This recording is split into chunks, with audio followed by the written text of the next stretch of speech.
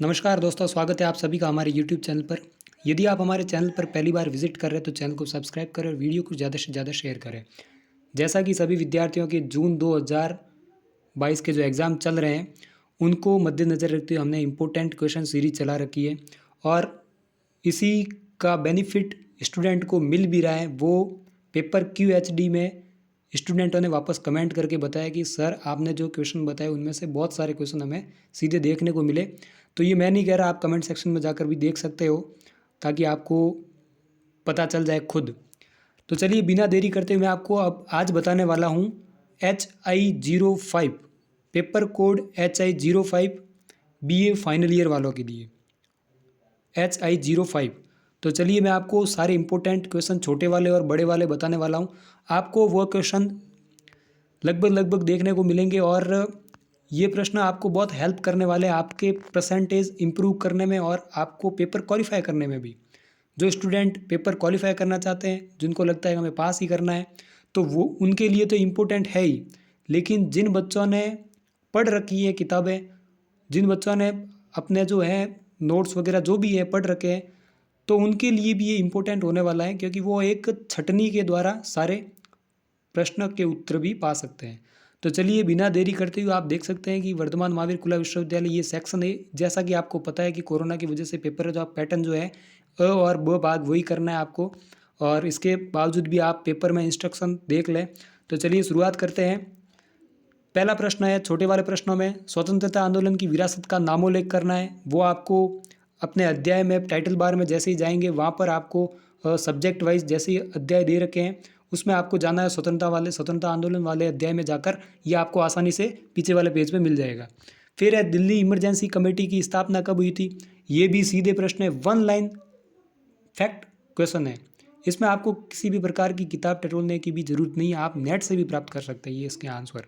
फिर है, स्वतंत्रता प्राप्ति के बाद पाकिस्तान में सम्मिलित होने वाली कौन सी 2 रियासतें, उनका नाम। ये आपको सीधे बुक में आप जैसे ही जाएंगे चैप्टर वाइज चैप्टर आपको सीधे देखने को मिल जाएंगे। फिर है, निर्गुट आंदोलन के जनक का क्या नाम है। फिर है, भूदान आंदोलन विनोबा भावे इनके जनक हैं। बेरोजगारी उन्मूलन के लिए राष्ट्रीय स्तर पर लागू की गई किन्हीं 2 योजनाओं के नाम लिखिए।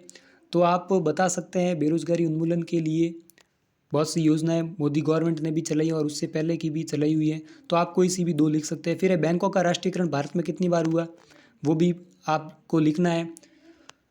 फिर उसके बाद संविधान सभा के अध्यक्ष कौन थे, वो भी आपको लिखना है। संविधान सभा के वैसे पहले अध्यक्ष बनाए थे सच्चिदानंद जी को, जिन्होंने जो कि अस्थायी अध्यक्ष थे, और उसके बाद में डॉक्टर राजेंद्र प्रसाद जी को इसका स्थायी अध्यक्ष बनाया गया था। फिर भारतीय समाज के समक्ष चुनौती के रूप में खड़ी किन्हीं 4 समस्याओं के नाम लिखने हैं। तो भारतीय समाज में कौन कौन सी चुनौतियाँ हैं, तो बहुत सी रूढ़िवादी प्रथाएं हैं और राजनीति का जो है स्तर वो भी दिन ब दिन समाज में भी राजनीतिक चोचले भी आपको देखने को मिलेंगे, और हर प्रकार से जो चीज़ें हैं राजनीति के रूप में बदल चुकी हैं, यानी कि हर किसी चीज़ को राजनीतिक एजेंडा बना देते हैं। तो उन सारी चीज़ों को भी आपको लिखना है, वो कौन सी समस्या है। फिर है, तेलंगाना किसान संघर्ष के बारे में आप क्या जानते हैं, तो किसान संघर्ष वाले आपको चैप्टर में मिल जाएगा।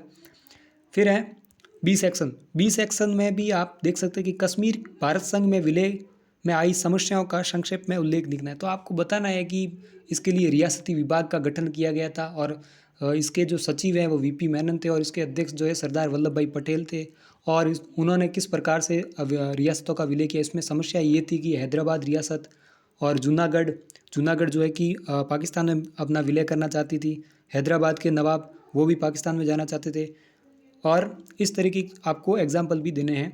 फिर भारत विभाजन के बाद विस्थापितों की समस्या और पुनर्वास की प्रक्रिया, ये आप मन से भी थोड़ा बहुत इसके बारे में लिख सकते हैं यदि आपने पढ़ा नहीं है फिर भी। और जिन्होंने इन चैप्टर को एक दिन में भी आज पढ़ लेते हैं, एक दिन में आप कैसे पढ़ेंगे, तो जो सारांश होता है अध्याय का वो आप पढ़ कर जाना है, यानी कि कम से कम 10-12 सारांश हो गए।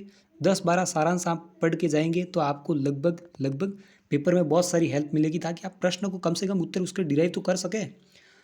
तो आप जैसे उसके उत्तर डिराइव करके आएंगे, थोड़ा बहुत आसपास लिख के आएंगे, तो आपको बड़े वाले क्वेश्चन में आपको नंबर मिल जाएंगे। मोस्टली दिक्कत आती है छोटे वाले क्वेश्चन में, तो छोटे वाले क्वेश्चन आपको 1 लाइनर होते हैं और उसके उत्तर आपके इफेक्ट करते हैं पीछे वाले बड़े वाले प्रश्नों पर। तो ये आप स्क्रीनशॉट ले लेकर इसके उत्तर ढूंढ सकते हैं। बेरोजगारी की समस्या के क्या कारण है? अशिक्षा, जनसंख्या वृद्धि, ये सारे कारण हैं। उद्योगों जो आधारभूत ढांचा है उसका निर्माण नहीं हुआ। भारत विदेशी नीति के प्रमुख तथ्यों का उल्लेख करना है, वो आपको बताना। तो उसके संदर्भ में आप अनुच्छेद 51 सीधा लिख के आएंगे तो भी आपको पूरे नंबर मिलेंगे। फिर है भारत में बहुराष्ट्रीय कंपनियों से संभावित खतरे। खतरे क्या क्या है? तो इससे जो है मुद्रा संतुलन है वो भी बिगड़ेगा, और इसके बहुत से कारण है वो आप लिख सकते हैं। फिर है सी सेक्शन आपके नहीं है। फिर आप वापस आ जाओ छोटे वाले सवाल। छोटे वाले सवाल यहाँ पर कम से कम 30 या 35 सवाल है, वो आपको पूरी याद करने हैं। फिर आप स्क्रीनशॉट लेकर भी कर सकते हैं। किन्हीं 4 समाचार पत्रों के नाम तो आप लिख सकते हैं। हिंदू मैगजीन है, और भी जो दैनिक भास्कर है, वो सारे आप लिख सकते हैं। फिर है हरित क्रांति के किन्हीं 4 कारणों की व्याख्या करनी है, कौन से कारण उत्तरदायी रहते। फिर है अखिल भारतीय किसान सभा का प्रथम अध्यक्ष कौन था और इसका गठन कब हुआ था? इसका गठन लगभग 1936 के आसपास हुआ था, या 1936 में ही हुआ था। आप देख लेना एक बार, फिर भी क्रॉस चेक कर लेना। फिर है बैंकों के राष्ट्रीयकरण में किन्हीं 4 उद्देश्यों को बताना है। तो इससे क्या होगा? इससे पूंजी का वित्तीय समावेशन बढ़ेगा, और इससे क्या होगा? रोजगारों को गति मिलेगी। फिर है मिश्रित अर्थव्यवस्था के किसे क्या है? तो मिश्रित अर्थव्यवस्था वो है जिसमें साम्यवादी और पूंजीवादी दोनों तत्वों का समावेश होता है। फिर उदारीकरण से आप क्या समझते हैं? उदारीकरण में ये है कि सरकार द्वारा रियायतें प्रदान की जाती है। फिर है प्रथम औद्योगिक नीति कब प्रारंभ हुई थी? तो वो है 1968 है लगभग, देख लेना आप। फिर भरतनाट्यम किस राज्य का है? देख लेना, तमिलनाडु या आंध्र प्रदेश, इन दोनों में से। विकासशील भारत द्वारा सामना की जाने वाली किन्हीं 4 चुनौतियाँ। सूचना तकनीकी के बारे में क्या समझते हैं? बहुत सारे प्रश्न तो मैंने आपको सीधे बता दिए हैं, वन लाइनर जो हैं, और ये आप देख लेना। बाकी वाले प्रश्न ये हैं, बेरोजगारी। फिर मतलब आपको 4 पॉइंट तो आपको सीधे पढ़ के जाना है। जनसंख्या, बेरोजगारी और भारतीय संविधान। फिर है बैंकों का राष्ट्रीयकरण।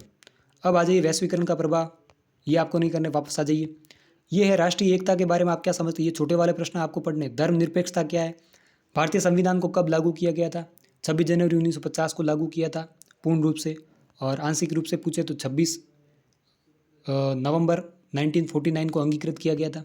भारत में किन्हीं 2 प्रमुख राजनीतिक दलों का तो आप बता सकते हैं, भारतीय जनता पार्टी और इंडियन नेशनल कांग्रेस। फिर गुट निरपेक्ष आंदोलन की स्थापना कहाँ व किस वर्ष हुई थी? ये 1961 में हुई थी। कहाँ पर हुई थी? न्यू दिल्ली, भारत में हुई थी। फिर है दलित आंदोलन से जुड़े किन्हीं 2 नेताओं के नाम बताना। दलित आंदोलन से जुड़े 2 नेताओं वो थे, एक तो थे B.R. अम्बेडकर साहब, और दूसरे थे उनका नाम है जगत नारायण। फिर है प्रथम पंचवर्षीय योजना का कार्यकाल 51 से 56 तक। आतंकवाद से आप क्या समझते हैं? ये तो आप आसानी से बता सकते हैं। भारतीय अंतरिक्ष कार्यक्रम के बारे में बताना है। आधुनिक डाक प्रणाली क्या है? वो सारा बताना है। तो ये सवाल हैं, आपको बहुत हेल्प करने वाले हैं। ये सारे आपको देख कर जाना है, और आप एक दिन में, क्या मैं कहता हूँ 4 घंटे की यदि आप बैठ जाए तो आप 4 घंटों में सारे प्रश्न कर सकते हैं। तो ये था पेपर। कल के लिए बेस्ट ऑफ लक। धन्यवाद।